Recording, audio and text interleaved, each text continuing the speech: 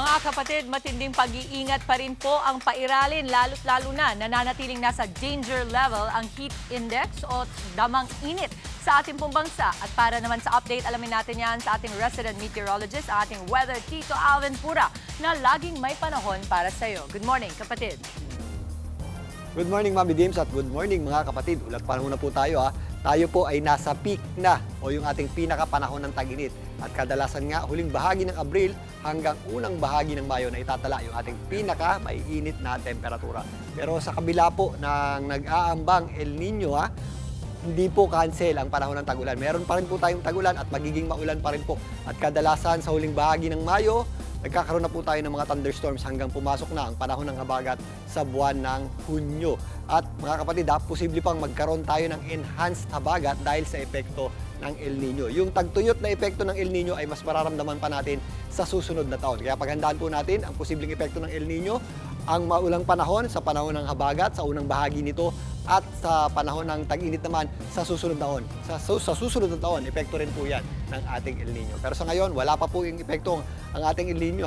Yung ating panahon ng tag-init ay nararanasan pa rin natin sa ngayon. Dulot pa rin ng ating easterlies, nagpapatuloy pa rin po ang mainit at malinsahang panahon sa malaking bahagi ng ating bansa. Pero kung mapapansin nyo, nagkakaroon na po tayo ng mga localized o yung mga isolated na pag-ulan o yung ating mga afternoon showers at thunderstorms. Dumadalas na po yan mga kapatid. Pero nagpapatuloy pa rin po ang mainit at malinsahang panahon sa malaking bahagi ng ating bansa. Sa katunayan, ang ating pinakamatatas na heat index ngayong araw na ito ay aasahan natin sa mga areas ng Sangley Point, dyan po sa Cavite, na posibleng pumalo sa hanggang 43 degrees Celsius.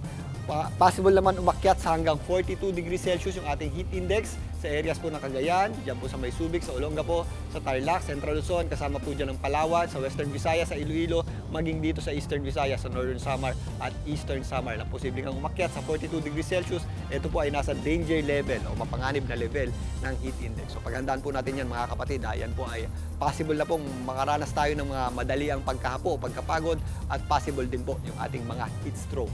Dito naman sa Metro Manila, magpapatuloy din po ang mainit at malinsangang panahon. Naglalaro sa 38 hanggang 39 degrees Celsius yung ating heat index, pero sa northern part o sa mga airport area at sa mga kapatagan, pumapalo pa yan sa 41 degrees Celsius na heat index. Papatuloy nga ang mainit at malinsangang panahon sa tanghali. Pagsapit ng hapon, nagiging maulap yung ating panahon. At minsan, meron din tayong mga isolated o yung mga dagliang pag-ulan na kadalasang nangyayari tuwing hapon at gabi. Pero mas paghahandaan pa rin po natin ang matinding init at alinsangan. Kahit po sa gabi, medyo malinsangan po ang ating panahon.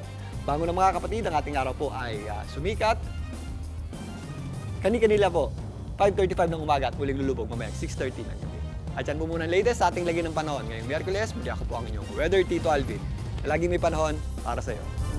Mga kapatid, Tito Alvin Pura po na laging may panahon para sa iyo, umaraw man o umulan, dapat laging handa. Kaya para maging updated sa pinaka-latest weather updates, mag-follow at mag-subscribe na sa social media pages ng News 5.